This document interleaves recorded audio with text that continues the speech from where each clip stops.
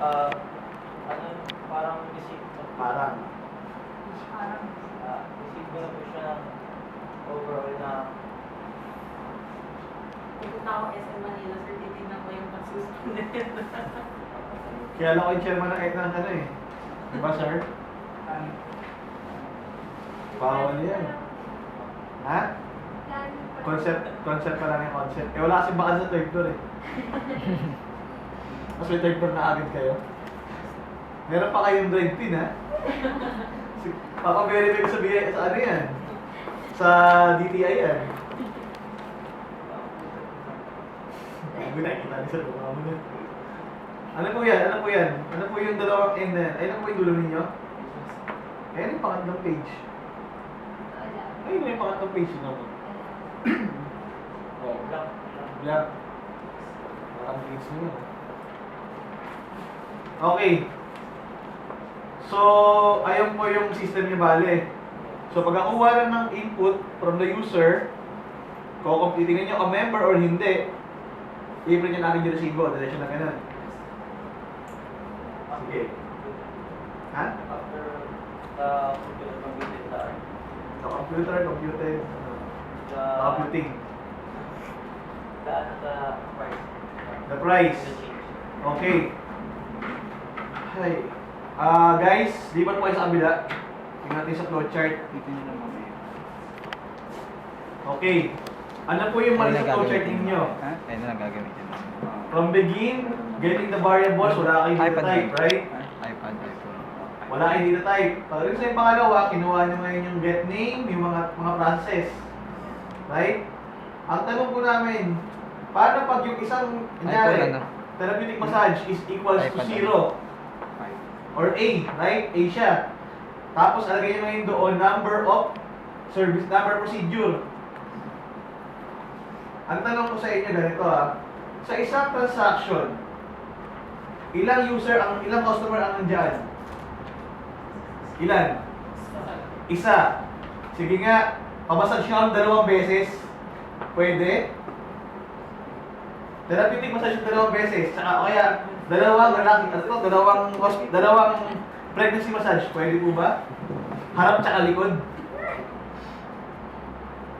Sabi nyo kanina, isa, di ba? Kaya kinokorek ko po kayo. Kasi, gets ko yung purpose ninyo ng paglalagay A is equals to therapeutic message and 0 is the number of services. Tama ba? Times number of services. Tama. Pero ang tanong ko sa inyo, ilang customers? Sabi nyo, isa. O, isip. Pupunta ka ng third floor ng SM Manila, papaspa ako.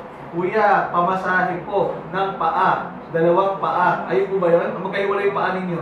Pwede pong Sige. dalawang service sa isang person. Like, may facial. Hindi nga eh. Gets ko yan, sir. What I'm saying is, yung number of times ng services ninyo, binibigay nyo kasi ng freedom yung user ng 2 beses. Ano yun? Parang kunyari, promo ba ngayon?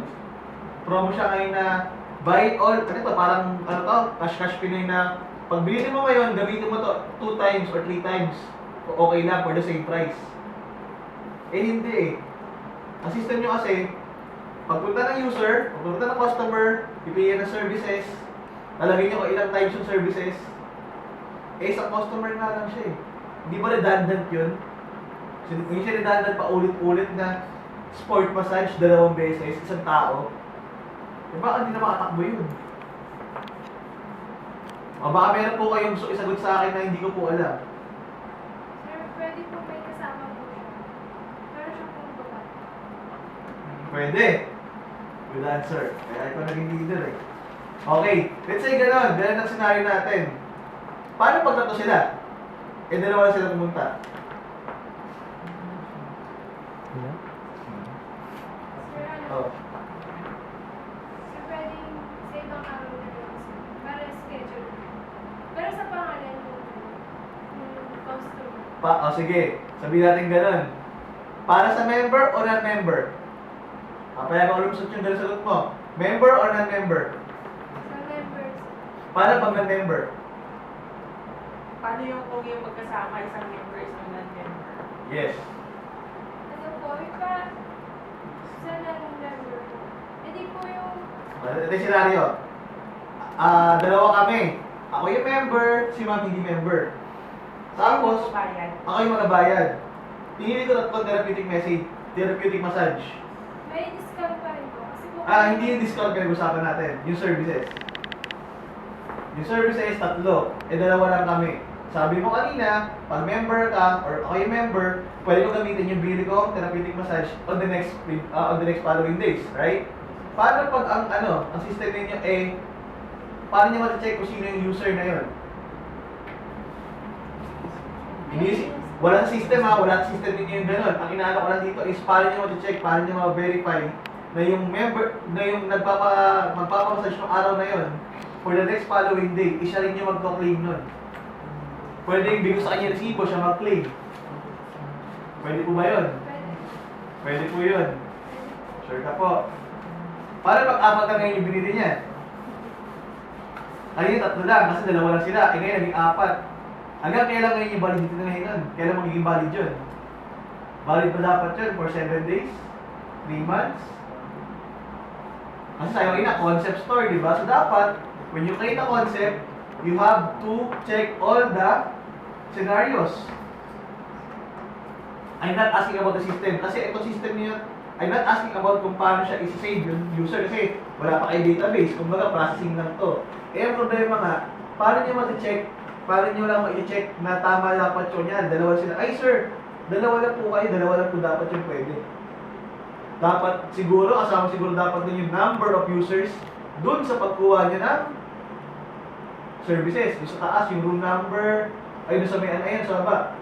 Yung pagkuha ng room number, yung name of, reflex.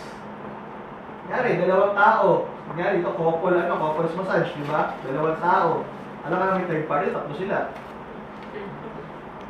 Di ba? Guess nyo po ba yung concept, yung sinasabi ko? Kasi, magiging invalid yung process ninyo kung doon sa may pagkuha kayo ng values, mali na kayo.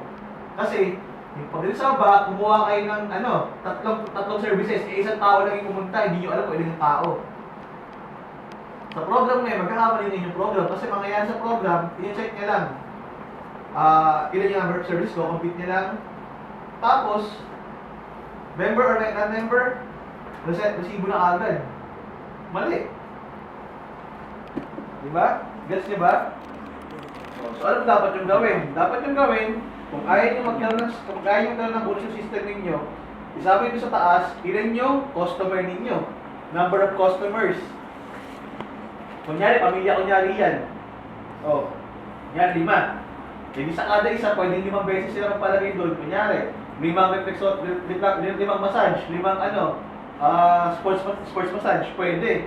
Kasi 5 sila eh. Kumbaga, tag-isa-isa sila doon. O kunyari, sino na nakapag-wensya?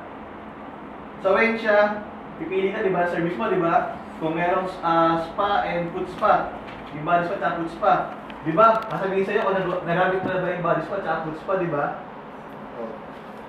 Ayun sinasabi ko, wish wala sa inyo ngayon. Kasi hindi nyo control kung ilan yung number of users ninyo. So dapat, dagdagan nyo po dapat yung number of users. Okay? Para wala ng butas. So, susunod, sa baba, card member or not. Hindi ka pwede na pagpasok nyo doon, mag-member muna siya bago siya bumili ng services. Tulad kanina, sige ma'am, magbabayad po ako sa SM. Ano po na natanong? Baka, ano next question? Pag wala, gusto niyo po mag-avail. So dapat din po ba, meron dapat kayong gano'n? Ayaw po ba dapat siya nauuna? So tingin mo Miss Cruz as a leader, tama po ba yung gano'n? Mas okay po ba yung gano'n? Sa akin po yung katulad sa SM. Katulad sa SM. Kasi siya yung best practice. Diba? Common practice and best practices. Para, while you are gaining customers, you are also gaining loyal customers. You're giving them, privileges, diba?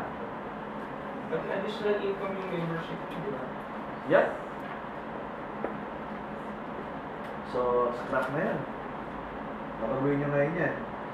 Okay, let's say, sa card member.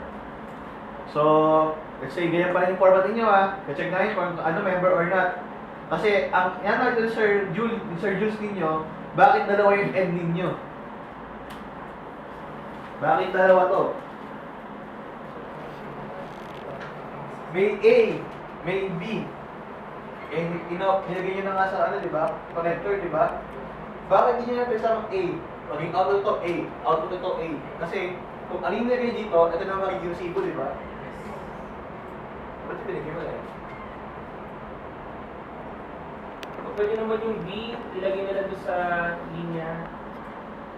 Okay, mismo A lang, kasi ito naman, di ba, kung ano yung kinompute niya, ay yung magiging resibo. Kung ano yung compute nito, may discount, ay yung magiging resibo. Oh, bakit pinag-iwalay niyo po? Dapat parehas na ng A. Oo, or ano naman, A. X or something. Bakit pinag-iwalay ninyo? Ano po ba yung concept ninyo pag pinag-iwalay? Kasi ba, ang iniisip ninyo, iba kasi po yung computation dito, iba po yung computation dito. Ganun yung iniisip ninyo, tama?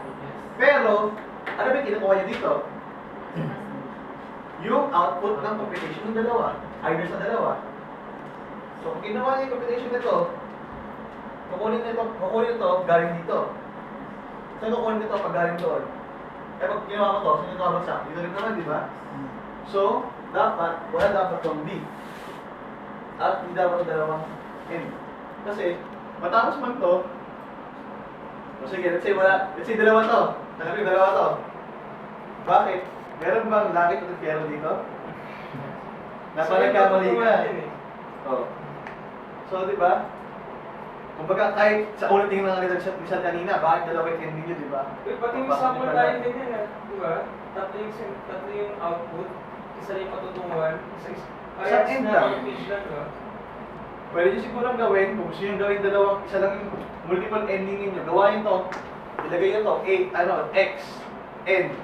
So, kunyari yung scenario ninyo. Scenario 1, scenario 2, scenario 3. All goes to X. Ano yung X? X is the finish or the end. Mas ayos yung isa yung ganito, di ba? Oh. Hindi nyo lang po naisip. Pero, ganun po dapat yun. Ganun po yung tamang approach. So, sige, sa discount, total, kinumpit nyo yung total,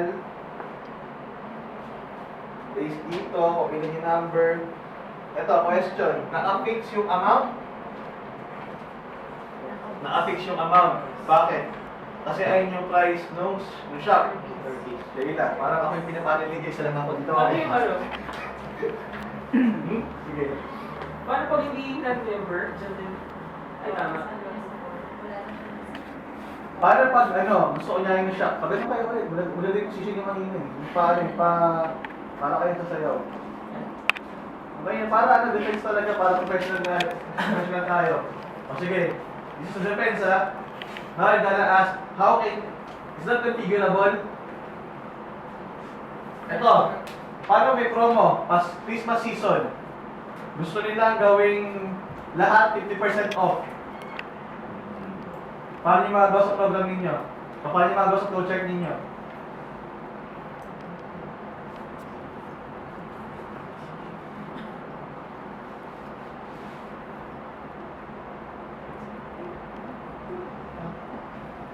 Ano po? Ano kaya magandang diskarte para magawa nyo configurable yan? Hindi ba pwedeng gumawa kayo ng isang process pa na check if there are promos? If there are promos, ito yung magiging bagong prices nung services namin. Di ba? Bago ako card member, input, bago ako mag-cash, pag member ka or non-member, check mo muna agad, or sa taas pa lang, check mo na agad kung ano yung current prices or latest price na meron kayo. Diba? O baka next year, hindi na mabalang niya next year yung mga shampoo at sabon. Dilugi na agad kayo. Guys, huwag nyo kayo system, huwag nyo isipin na palaging fix na lagi yun. You must think, ano pwede mangyari in the future? Bakit student number ninyo ganyan? Ilan student number ninyo? Ilan digits? Ano student number mo, Miss Cruz?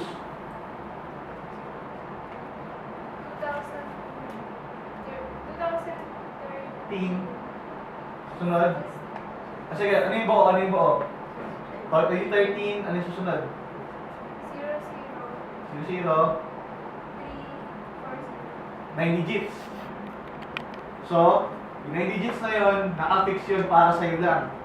So, whatever happens in the future, walang same instance o walang same number na parehas sa'yo. Kasi inisip agad na buwan ng system ninyo na isa ka lang dapat yung student number na yan. So, hindi siya naging fix na student number 01 kasi ikaw ulit na-enroll. Hindi ganun. Merong year, meron siyang ginagawang format para ma-separate yung record mo sa ibang records. Right? Ganun din dapat yan. O, kunyari, laos na kunyari pregnancy massage. O, nalaos na kasi hindi na pwede sa likod. Gusto nila sa ano na. Gusto nila tanggalin kasi nga bawal na delikado. O, paano nyo maririnig sa system niyo yan? O sa flow checking niya, paano siya conceptually, paano siya ma-remove? Pwede ba lagyan ng what are the available sa may promos ninyo? Check nyo muna agad bago kayo mag-begin. Kunin nyo muna agad kung ano yung mga available na services ninyo. Kasi pwedeng wala kunyari yung tao na gawa ng operation, procedure. Wala yung nagmamasahe. Diba? Isipin nyo palagi yung mga scenarios, kunyari, bumabagyo, di nakapasok. Diba? Kasi pag ginawa yung system niyo naka-fix, hindi na siya magiging customizable.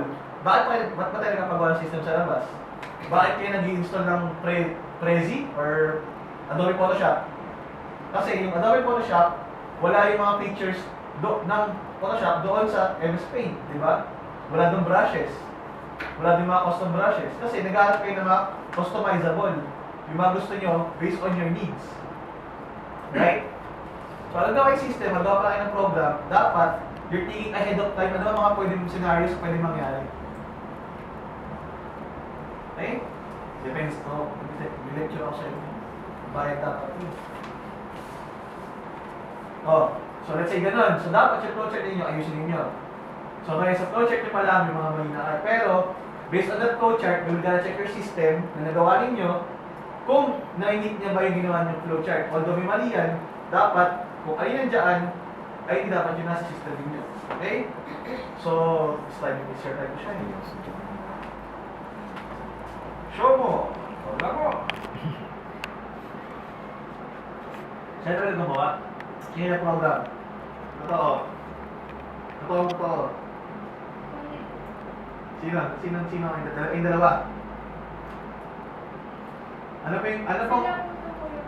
Tumulong. Ah. Okay, sige. Knowing na kayo gumawa. Double quote. NI code. Kung kayo gumawa yan, sige. What is your programming language did you use? Java. Saan nyo ginawa? Anong IDE? Integrated Development Environment? Ano po yun? Ano po ginamit ninyo? JCreator. Ano si Joey yan? Okay. Sige, sa ginawa nyo yan, anong version ngayon ng SD na JDK yan? Ha? 2.2. Configuration name, Masu-JDK version 1.7.0. Say 2.2. Mr. Jason. Kasi yung 2.2. Sa ibang laptop mo kasi hindi. Sa ibang tapos tinagdagan. So, anong version ngayon yan? Anong library ginamit? Anong JDK? Anong Java Development Kit na version yan? Yung ginawa ninyo. Saan nyo ginawa, Miss Cruz? Anong JDK? Familiar ka ba sa JDKs? Saan mo ginawa? Kasi, if you're not familiar with the JDK, let's say, iba laptop mo sa ibang laptop ginawa, nilagay mo sa JDK na luma, ginawa mo sa bago, tingin mo compatible? Try mo mag-install ng Windows 8 method doon sa may Windows 98. Nagana? Hindi po. Sa Windows XP, nagana po ba? Hindi rin po. Kasi, unsupported. So, dapat, pag nililipat kayo nun, titignan mo dapat kung ano yung version niya sa version mo. Okay? So, sige. Paki-start po nga, Mr. Programmer, saan po tayo mag-begin? Paki-discuss po sa may program ninyo. Paki-angat lang po yung output. Paki-angat.